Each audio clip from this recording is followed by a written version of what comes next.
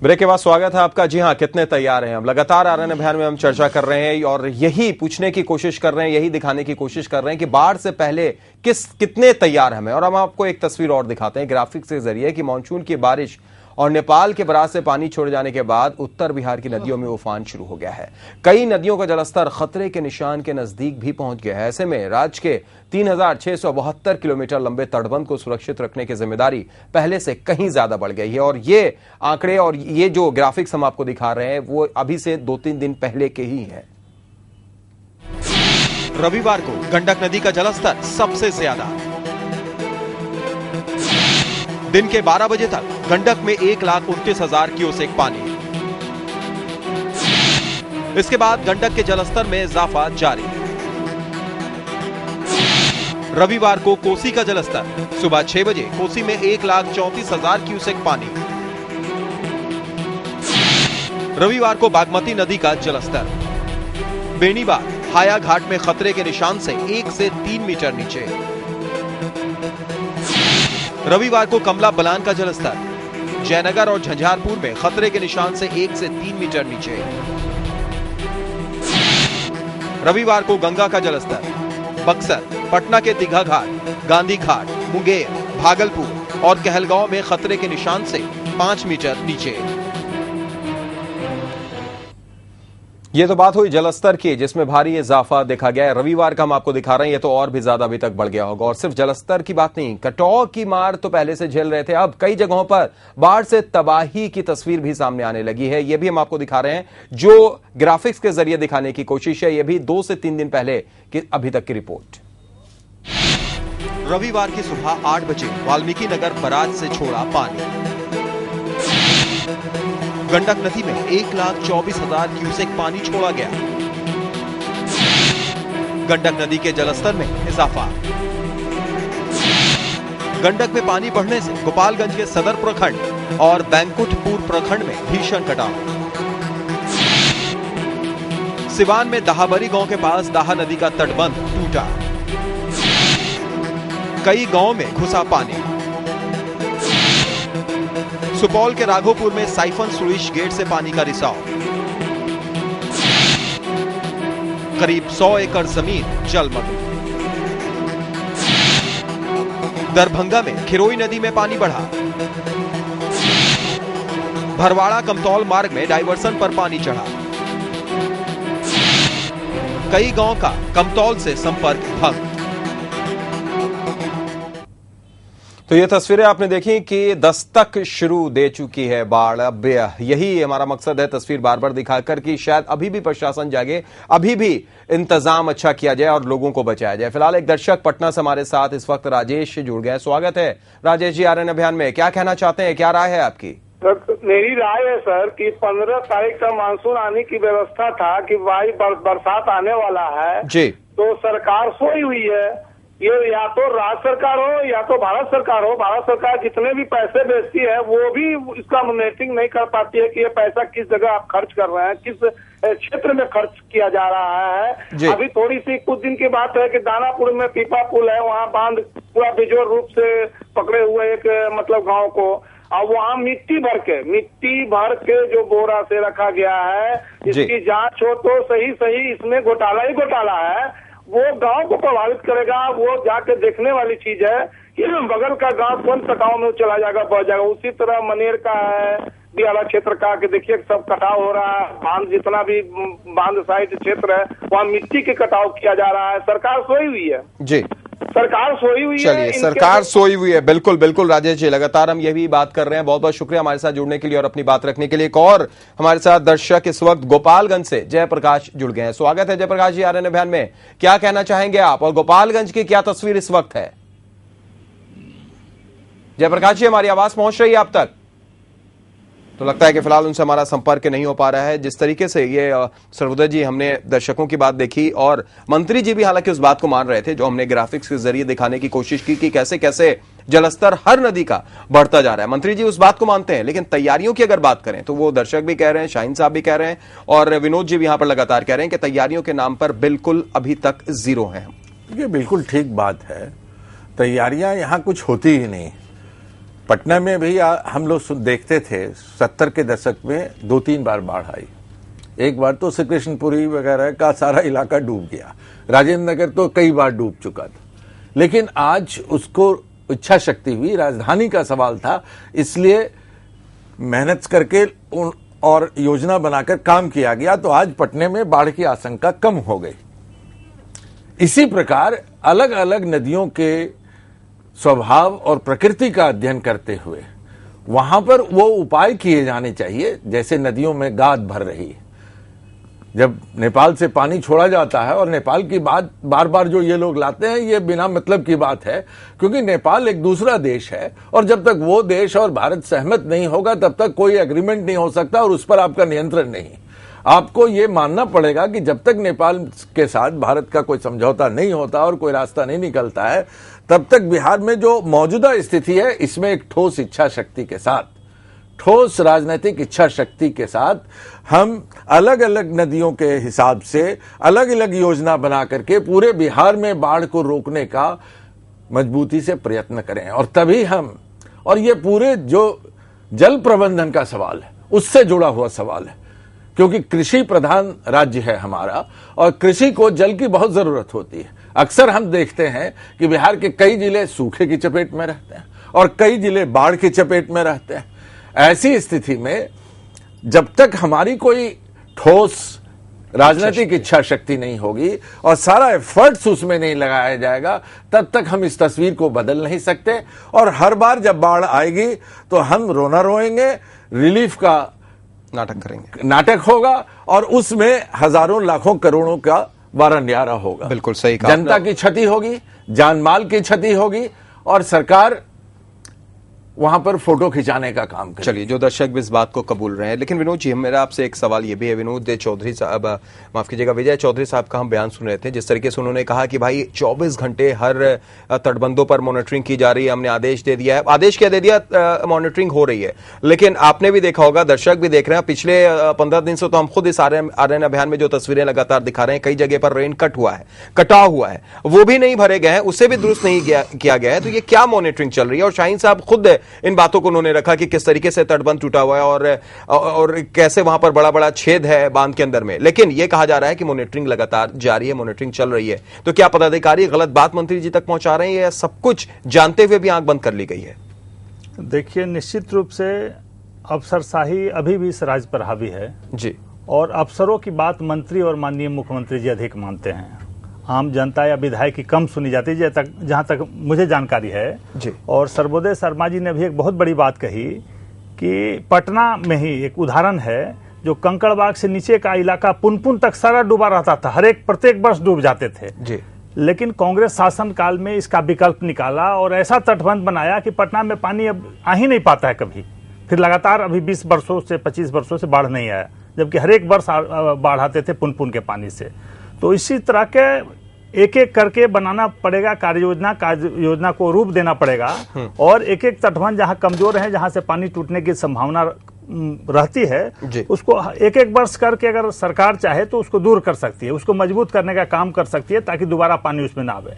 लेकिन सच्चाई यही है कि हम केवल बरसात के समय में जब बाढ़ आने लगता है तो उसको हम रोकने के लिए चलते हैं। बार बार यही होता है, साल भर फिर आराम से सोते हैं और साल भर सोते हैं इसलिए कि पैसा खत्म कर देते हैं अधिकांश हम और कहते हैं पैसे नहीं है। तो निश्चित रूप से केंद्र सरकार का सहयोग तो निश्चित रूप से रहता है, किसी भी राज्य सरकार कोई भी केंद्र चाहती है कि अच्छा काम हो राज्यों में और आम जनता सुरक्षित रहे।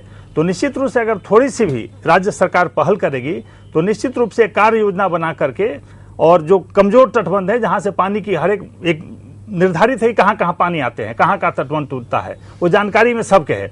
लेकिन बार बार 1-2 महीने हम सक्रिय होते हैं, बाकी दिनों हम सोते हैं। तो निश्चित रूप से जब तक इसका कोई विकल्प नहीं होगा, इस पर कोई ध्यान नहीं राज्य सरकार का होगा, तब तक ये बाढ़ आती रहेगी और इस तरह की लूट होती रहेगी। वही बात कि एक ठोस इच्छा शक्ति की जरूरत है, राजनेताओं को एक अपने में बेहतरीन इच्छा शक्ति लानी होगी, लेकिन जो दिखाई नहीं दे रहा है। फिलहाल एक दर्शक हमारे साथ इसी बीच जयनगर से धर्मेंद्र जुड़ गए हैं, स्वागत है आपका। क्या कहना चाहेंगे आप धर्मेंद्र जी? सर, मेरा कहना है सर कि जयनगर में कमला नदी जो नेपाल से चल के आती है जी, जिसकी जो जलस्तर है वो हमेशा बढ़ जाती है और 85 लाख रुपए की एक लागत से वहाँ पे आपको एक बोरिया में बालू डाल के उसका निर्माण किया गया था जी। लेकिन 85 लाख की लागत से वो बोरिया कहाँ चली गई पता नहीं चला। और पूरे वहाँ पे इस तरह का कटा हुआ है वहाँ पे तटबंधों का जी, और जगह जगह बांध पे जो है ना बीच में ही एक सुरंग टाइप का बन चुका हुआ है जी। तो इससे और उस नदी किनारे जो भी अभी वहाँ पे रहने वाले जो झोपड़ियों में जो कुछ लोग हैं जी, उनके घर भी मतलब नदी में विलीन हो चुके हैं। उस पर किसी प्रकार का कोई पहल नहीं किया गया। वो 85 लाख की वो कहाँ चले गई बोरियों में बालू डाल के वो काम।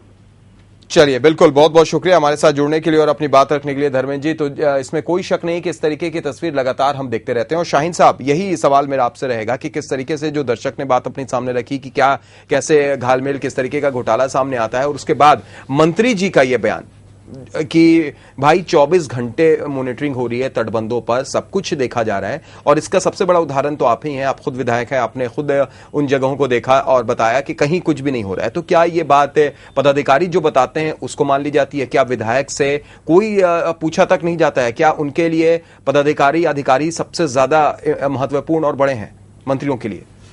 देखिए, निश्चित रूप से आज इस सरकार में सिर्फ इसी विभाग की नहीं, किसी भी विभाग में जो पदाधिकारी वहां से विभाग के मंत्री को बताते हैं उस पर ज्यादा विश्वास किया जाता है। और इनका अपना कोई तंत्र नहीं है दूसरा जानने का, अपने प्रतिनिधि की बातों पर ये विश्वास नहीं करते हैं, जिसके वजह से इस तरह की बड़ी घटनाएं सामने आती हैं।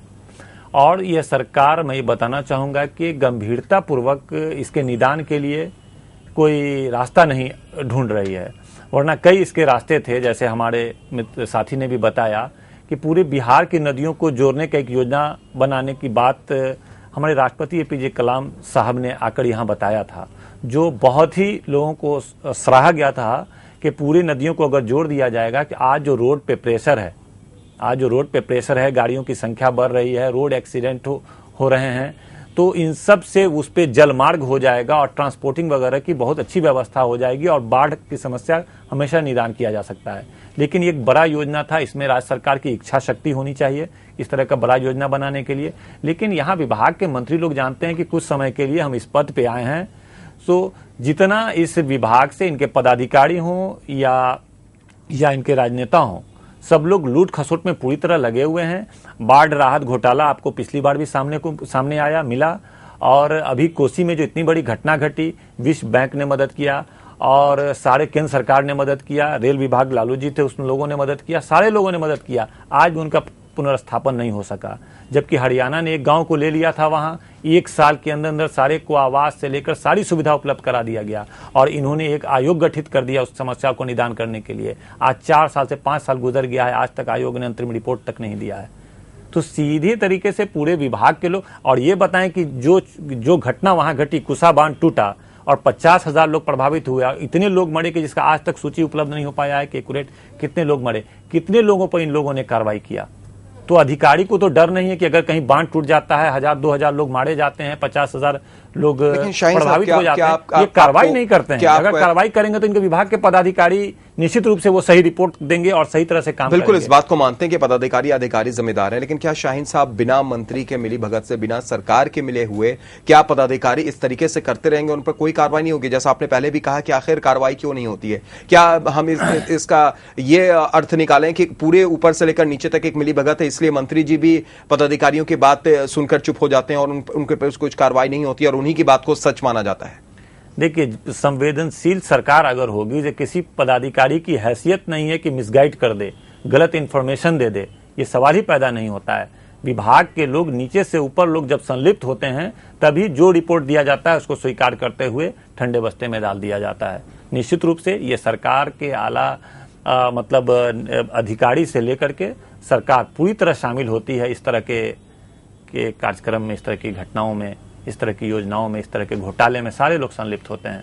बिल्कुल। सर्वोदय जी, घोटाले की अगर बात की जाए तो सिर्फ ये नीतीश सरकार या एनडीए सरकार, जदयू, राजद की बात नहीं होती है। अगर 2008 में कुत्सा की त्रासदी आई थी तो 82 में भी बहुत बड़ी त्रासदी एक आई थी, इसी बाढ़ ने आपदा मचाई थी। यानी कहीं ना कहीं हर बार ऐसी तस्वीर दिखती है। आजादी के बाद से आपने पहले जैसा भी कहा कि 66-67 साल हो गए हैं, लेकिन इन चीजों पर शायद किसी का ध्यान नहीं गया। क्या इसकी सबसे बड़ी वजह यह है कि भाई साल में एक बार आती है, मानसून का नाम ले लिया जाएगा, प्राकृतिक आपदा का इसको कारण बता दिया जाएगा और फिर हम लोग इस पर आराम से राहत का नाटक करते हुए अपनी जेब भी मोटी कर लेंगे? क्या सारी सरकारें सिर्फ यही सोचती हैं? देखिए, कांग्रेस सरकार के समय से ही जी शुरुआती दौर को अगर थोड़े दिन के लिए हम छोड़ दें, जिस वक्त आज़ादी के आंदोलन का दबाव था, एक राजनीतिक चेतना थी और एक नए बिहार, एक नए भारत को बनाने का जज्बा था, उस वक्त शुरू में थोड़ा काम हुआ, लेकिन उसके बाद विकास की तमाम योजनाओं को, एक एग्जाम्पल लीजिए, कोसी का बांध आज तक नहीं बन पाया, उसके नाम पर काठमांडू तक में रेस्ट हाउस बन गया, लेकिन और हजारों करोड़ रुपए कुर्बान हो गए और उसमें ठेकेदारी और घुसखोरी और रिश्वतखोरी चलती रही। भ्रष्टाचार लगातार आने वाली विभिन्न सरकारों में रहा है और राजद के राज में भी पटना का डिस्ट्रिक्ट मैजिस्ट्रेट जेल में गया, पटना के राजनेता, बिहार के राजनेता उसमें फंसे, लालू जी के निकट लोग फंसे। तो इस तरह की बहुत सी घटनाएं यहां रोज बरोज होती है, विकास की योजनाओं को लूट की भेंट चढ़ा देना। लेकिन यह समझना हमारे लिए जरूरी है कि बाढ़ रोकने का सवाल सीधे तौर पर बिहार में जल प्रबंधन के सवाल से जुड़ा हुआ है और यह कोई 100-200 करोड़ 500 करोड़ में हल होने वाला नहीं। केंद्र सरकार भी इस मामले में उपेक्षापूर्ण रवैया बिहार के साथ अख्तियार करती रही। आज नहीं, कांग्रेस शासन के समय से जो फंड जितना दिया जाना चाहिए केंद्र सरकार के द्वारा, पंजाब में भाखड़ा नंगल आप बना सकते हैं, गुजरात में बड़े बांध बना सकते हैं, दक्षिण भारत में आप बना सकते हैं, महाराष्ट्र में बना सकते हैं, फिर बिहार में, बिहार की अर्थव्यवस्था को जो सबसे अधिक प्रभावित करती है, उसके लिए कोई ठोस योजना न केंद्र स्तर पर बनी है और न राज्य स्तर पर। पिछले 20 सालों पे खास करके इस मामले में आप बताइए कि कांग्रेस सरकार ने क्या कोई भी बड़ी सिंचाई की योजना पूरे देश में कहीं भी लागू की है? क्योंकि आज वो ये समझते हैं कि जन कल्याण की बातें, ये काम सरकार का नहीं, उनका काम सिर्फ पूंजीपतियों का कल्याण करना, उनका काम सिर्फ देशी विदेशी पूंजीपतियों के घर भरना। और ये अर्थनीति जो केंद्र से चली है वह राज्यों को भी प्रभावित करती है और राज्य की सरकार भी अब उसी नक्शे कदम पर चल रही। और यही कारण है कि बिहार में बाढ़ के सवाल पर पिछले 67 साल से हम लगातार एक ही बात को दोहराते आ रहे हैं, उस पर कोई ठोस काम, ठोस राजनीतिक इच्छा शक्ति के साथ अंजाम नहीं दिया जाता। बिल्कुल बड़ी बात कही आपने सर्वोदय जी। और इन 67 सालों में अगर सबसे ज्यादा किसी ने राज किया है विनोद जी, तो वो कांग्रेस ही रही है बिहार में। और खुलेआम सीधे तौर पर सर्वोदय जी ने कहा कि पूरे तरीके से एक सौतेला व्यवहार किया गया बिहार के साथ कांग्रेस की तरफ से, और कहीं ना कहीं इसके लिए सबसे बड़ी जिम्मेदार आपकी ही पार्टी है। देखिए, सर्वोदय शर्मा जी रह के भूल जाते हैं। अभी कांग्रेस की इन्होंने तारीफ की कि पुनपुन से जो पानी आता था प्रत्येक वर्ष कांग्रेस ने बंद कर दिया। पटना में कांग्रेस की सरकार, कांग्रेस की सरकार ने बंद किया, आपने नहीं किया, आपकी सरकार ने नहीं किया। यहाँ के जनता के दबाव के चलते हुआ, क्योंकि बिहार की राजधानी है पटना। सरकार नहीं किया। मैंने कहा कि पटना चूंकि बिहार की राजधानी है, जो भी बड़ी बनी है, इसलिए कांग्रेस शासन काल में। देखिए, अपनी बात मेरे मुंह में मत डालिए। नहर जैसा बड़ा प्रोजेक्ट लेकर विनोद जी राजनीति ना करके कांग्रेस से ज्यादा भ्रष्ट कौन देश में? अच्छा चलिए सर्वोदय जी, सर्वोदय जी, आप अपना ना बताइए। सर्वोदय जी और विनोद जी, सर्वोदय जी, घोटालों की लाइन है। सर्वोदय जी, बसों पर आज तक कोई उंगली नहीं उठाया। चलिए सर्वोदय जी, फिलहाल यहाँ पर रोकना चाहेंगे। सर्वोदय जी रोकना चाहूंगा। सर्वोदय जी, ये सब बेकार की बात है, ये बेकार की बात। चलिए सर्वोदय जी, इंदिरा गांधी ने भी नहीं उठाया, सोनिया गांधी ने भी नहीं। सर्वोदय जी और विनोद जी, आप सर्वोदय जी और विनोद जी, आप दोनों लोग को रोकना चाहेंगे। क्या बोलिएगा? चलिए, आप दोनों लोगों को रोकना चाहेंगे। एक दर्शक इसी बीच हमारे साथ ऑनलाइन पर जुड़े हुए हैं। देखिए, उपेंद्र है पटना से। स्वागत उपेंद्र जी, क्या कहना चाहेंगे आप? कांग्रेस को जिम्मेदारी लेनी पड़ेगी, कांग्रेस को जिम्मेदारी जी। उपेंद्र जी अपनी बात रखिए। अपेक्षित कांग्रेस के चलते, इसीलिए आपको जनता और इसीलिए अरे आप उसकी चिंता मत कीजिए। आपकी हालत, अच्छा चलिए बिहार में आपकी क्या हालत है और देश में क्या हालत है देख लीजिए। चलिए सर्वोदय जी और विनोद जी, गुजारिश करेंगे कृपया करके आप रुकें। एक दर्शक इसी बीच जुड़े हुए हमारे साथ। स्वागत है आपका, अपना नाम बताएं और बात रखिए। दूसरे किसी जिले में क्यों नहीं हुआ? बनाया ना, कहाँ किस जिले में? देखिए, पटना में राजधानी थी।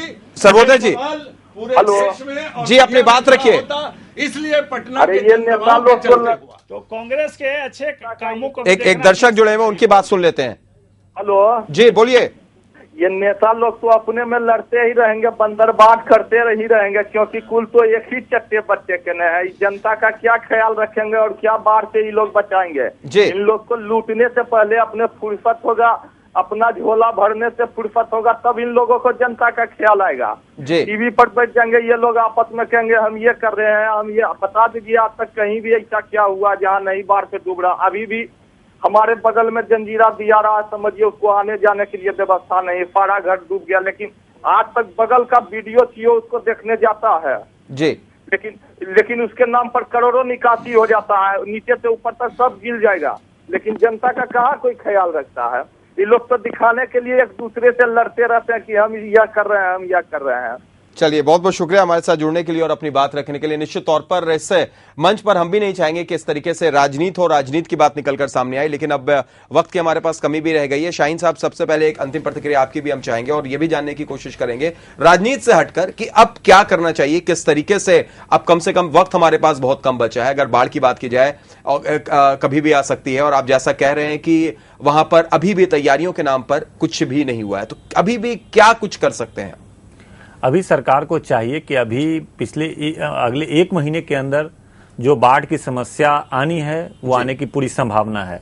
मंत्री जी को पूरे आमला के साथ जो प्रभावित जिले जिसके एक्सपेक्टेशन है कि इन जिलों में बाढ़ आ सकती है, जो प्रत्येक वर्ष आती है, पूरे आमला के साथ इनको टीम बनाकर क्षेत्र का निरीक्षण करना चाहिए और हार्ड इंस्ट्रक्शन होना चाहिए कि जहां भी हम बाढ़ निरोधक कार्य में कमी देखेंगे उस पर मैं सख्त से सख्त कार्रवाई करूंगा। और पूरी सरकार के आमला को जाकर के उस जो बाढ़ निरोधक कार्रवाई की गई है सरकार के इंस्ट्रक्शन पर, उसका जाकर निरीक्षण करें, और ताकि कि पदाधिकारी में भी ये डर हो, ये दहशत हो कि जहां भी ये काम नहीं किया गया है उस पर हम पे कार्रवाई हो सकती है। इस तरह का कोई ठोस कार्रवाई किया जाना चाहिए, ठोस कार्रवाई करनी चाहिए। लेकिन कुत्सा त्रासदी को आज 5 साल हो गए, उसमें क्या कार्रवाई हुई है वो भी हमने देखा। इसलिए कार्रवाई की बात तो शायद हम नहीं मानेंगे। हाँ, उम्मीद यही करेंगे कि कम से कम अच्छे तरीके से इन चीजों को देखा जाए सर्वोदय जी, और फिर दोबारा ऐसी स्थिति, दोबारा इस तरीके की तस्वीर हम ना देखें, इसके लिए कुछ तैयारियां की जाए।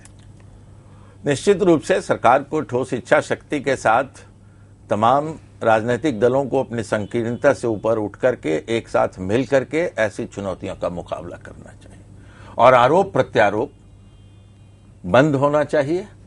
खास करके जो ये राज्य सरकार केंद्र पर और केंद्र सरकार राज्य पर करती है, ये बेमानी है। राजनीति नहीं होनी चाहिए, जिम्मेदारी दोनों की है और दोनों को इस जिम्मेदारी को बखूबी निभाने की कोशिश करनी चाहिए, वरना गद्दी उनको छोड़नी पड़ेगी। चलिए विनोद जी, एक अंतिम प्रतिक्रिया। देखिए, निश्चित रूप से एक लंबी कार्य योजना बनानी पड़ेगी बिहार में, क्योंकि बाढ़ की संभावना बहुत ज्यादा है जी। और इसमें अफसरों के अलावा राज्य सरकार को स्थानीय जो दल हैं, राजनीतिक दल हैं, सामाजिक कार्यकर्ता हैं, जल विशेषज्ञों को भी उसमें टीम बना करके जिला स्तर पर साल भर काम करना होगा। एक जल नीति तो बनी थी, उसका क्या? जल नीति लेकिन अकेले बनी ना, केवल अफसरशाही हावी हो गई, वो अफसरों की भेंट चढ़ गई। उसमें अगर सामाजिक वर्कर होते, सोशल वर्कर होते, स्थानीय लोग होते तो निश्चित रूप से एक दबाव बना रहता काम, क्योंकि स्थानीय लोग भुगतते हैं। अफसर तो जाते हैं चले आते हैं, मंत्री तो जाते हैं चले आते हैं, घाटा या तो उसका जो होता है वो स्थानीय लोगों को भुगतना पड़ता है बाढ़ का विभीषिका। अभी भी कुछ उम्मीद है कि बिहार में हम दोबारा ऐसी तस्वीर ना देखें, खासतौर से उन इलाकों में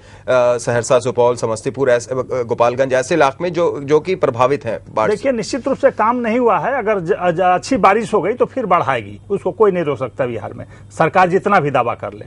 चलिए, सरकार जितना भी दावा कर ले, लेकिन जो तस्वीर देख रहे हैं तो डर तो जरूर लग रहा है कि बहुत मुश्किल हो सकती है। बहरहाल हम उम्मीद करेंगे कि ऐसा कुछ ना हो और इस बार जरूर सरकार की तरफ से कुछ मेहनत की जाए और वो रंग भी नजर आए। चलिए, बहुत बहुत शुक्रिया शाहीन साहब, आपने वक्त निकाला, यहां पर आए। सर्वोदय जी, आपका भी बहुत बहुत शुक्रिया और विनोद जी, आपका भी बहुत बहुत शुक्रिया। शुक्रिया आप तमाम दर्शकों का भी कि आप हमारे साथ जुड़े और आपने अपनी राय और सुझाव हमारे सामने रखें। हमें उम्मीद है कि आप अपनी राय और सुझाव हमें ईमेल और चिट्ठी के जरिए भी भेज सकते हैं। तो फिलहाल आज के लिए इतना ही, दीजिए इजाजत, नमस्कार।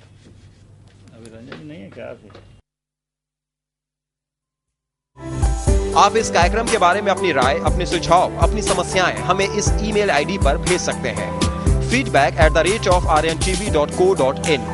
पत्र भेजने का पता है संपादक RNTV, 306 Maharaja Kameshwar complex, Fraser Road, Patna 8,01,000।